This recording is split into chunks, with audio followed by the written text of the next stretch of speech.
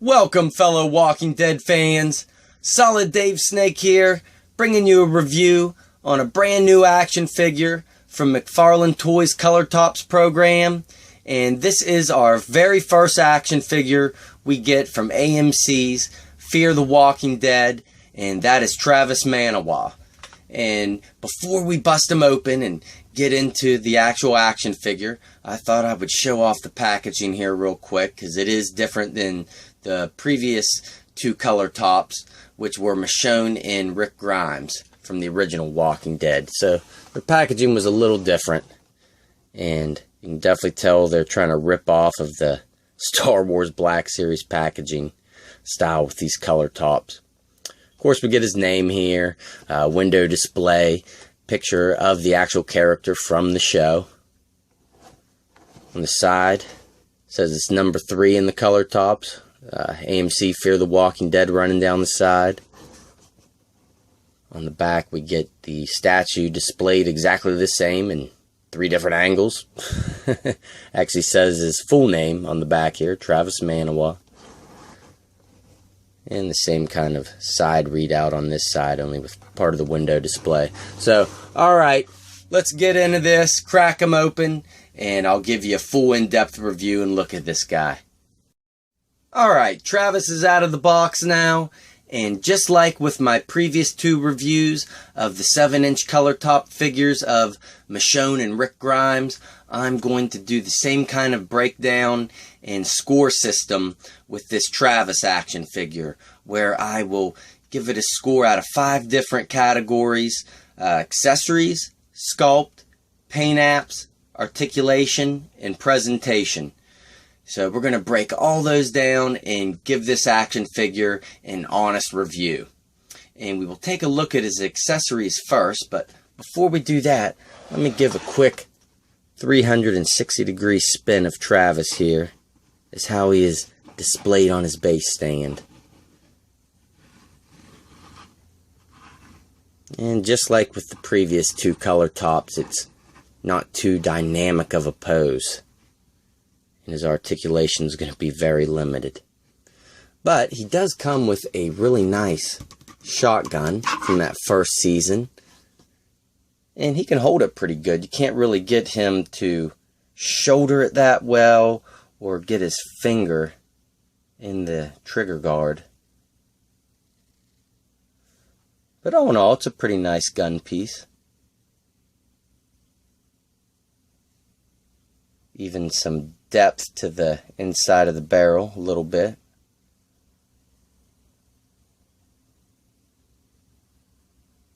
But that is his only accessory besides the base stand. And I would take him off the base stand and show you, but this figure will not stand correctly without this base stand.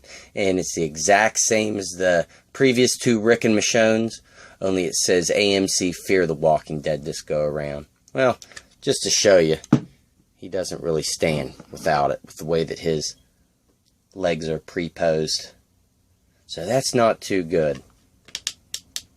So, all in all, not that great on the accessories. I'm going to have to give it a 2 out of 10 for the accessories.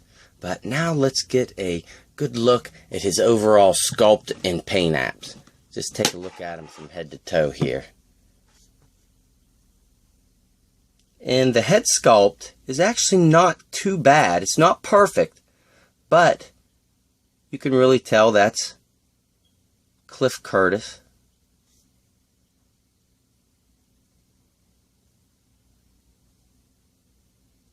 And the paint apps are pretty decent on his head. A couple sloppy spots around his ear and around his hairline. It's black in a couple spots it shouldn't be.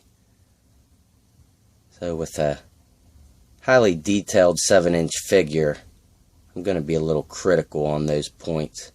With a 5-inch or smaller, I could understand some slight sloppy paint apps, but with 7 inches, it really should not be sloppy. It should be on point. And his lips are done well. His eyes aren't perfect. He's kind of looking to the left. And it looks like that right eye is looking a little more to the left than the actual left eye.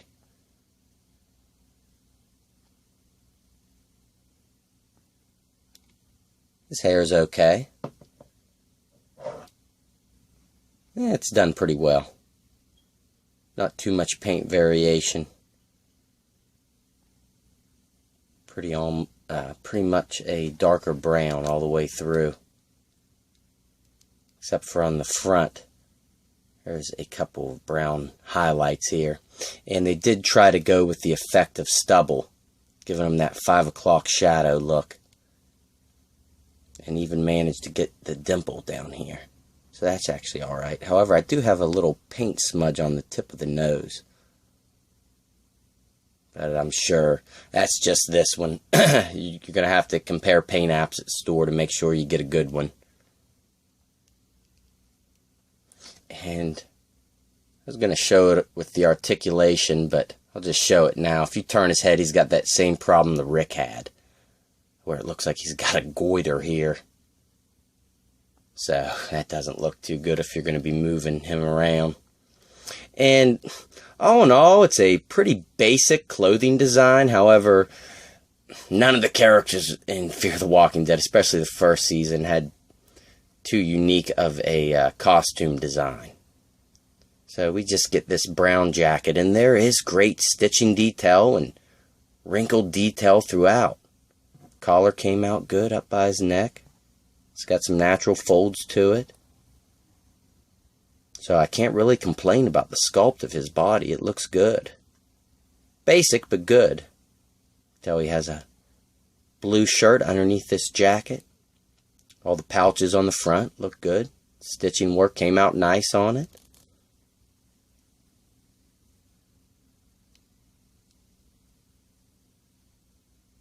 Arms came out nice. Pretty good detail on the hands. A little bit of sloppy paint apps on mine on the hands. You can see, I don't know what the heck is up with this almost gray looking color on his fingers. See if it's on this hand. Not as bad.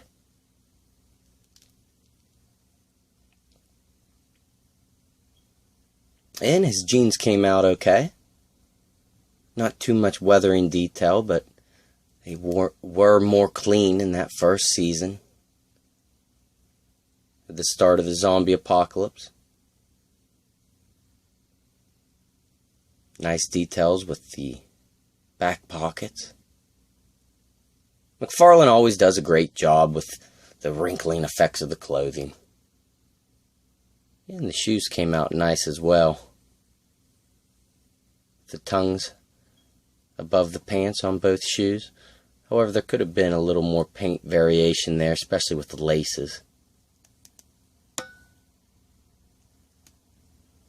So, all in all, the sculpt and paint apps aren't too bad on this figure. I'm going to give them both an 8 out of 10. An 8 for the sculpt and 8 for the paint apps.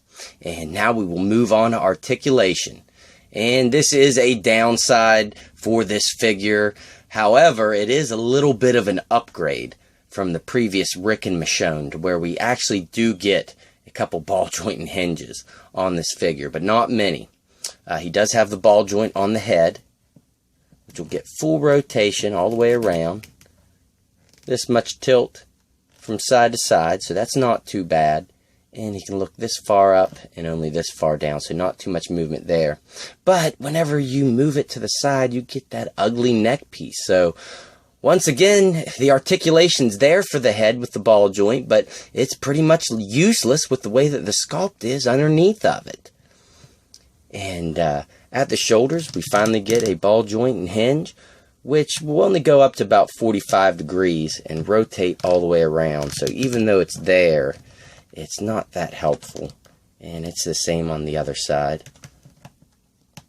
But the best piece of articulation on this figure is his elbows, which have that pagan hinge, so you can go all the way down, all the way back up, and get full rotation.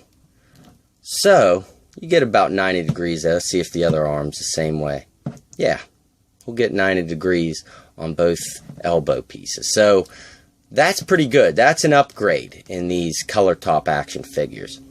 but he only has a swivel at the hand. We do not have the ball joint and hinge there at the hand, like with the 5-inch figures.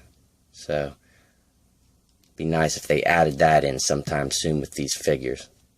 And he does have a cut at the waist, which you can really only get to this point and this point. You can't get him to do full rotation because of the way his jacket is. And here's where it's really pathetic. He has cuts here at the upper thigh, which are totally useless. Why even put these in there? It's totally pointless. I hate that. And this one, you can't even get to turn that much because it catches on the inside of the thigh whenever you turn it in. But just pointless articulation there. So where we do get a little better articulation in the arms this go around, I still can only give it a 3 out of 10. It's overall horrible articulation. They've got a long ways to go if they're going to keep up with these 7-inch Walking Dead action figures. They've got a lot of improvements to make, and I just don't understand why they couldn't have upgraded the 5-inch figures. If they were going to do this, why not keep the articulation the same? All you have to do is upsize the figures. They didn't have to change the design of the articulation. I don't know why McFarlane is choosing statues over action figures with these, but that's what's going on. And for presentation, you know, you really don't have a lot of options. It's not that much of an eye catcher on your shelf because all you can really get is this one pose of him walking forward with the shotgun. There's not too many display options with him. Just slight variations with how you can have him holding the shotgun with the way his articulation is on his arms. And I can't even get him to hold it right now. That left hand he's got a tight grip to it. You really got to spread out that thumb. But it is flexible so you can work it over. So for presentation, I can really only give Travis a 4 out of 10. Not that great. Doesn't hold much up on your shelf for presentation. So let's go over here. Accessories, 2 out of 10. Sculpt, 8 out of 10. Paint apps, 8 out of 10. Articulation, 3 out of 10. And overall presentation, 4 out of 10 for a total of 25 out of 50. So the halfway point. This is a big fail. And I cannot recommend this action figure unless you are a diehard Fear the Walking Dead fan. And honestly, me personally, I am not that big of a fan of the show. I watch it, but only because it's got that Walking Dead in the title, really. I don't think it's a quarter as good as the original Walking Dead show. But hey, that's just my opinion. So I hope you all enjoyed the review. And I hope McFarlane smartens up here and either gives these 7-inch figures a lot better articulation, or what we all want, for them to just go back to the 5-inch TV series completely. That would be ideal. So, alright everyone, I hope you enjoyed the review, and I will catch you later.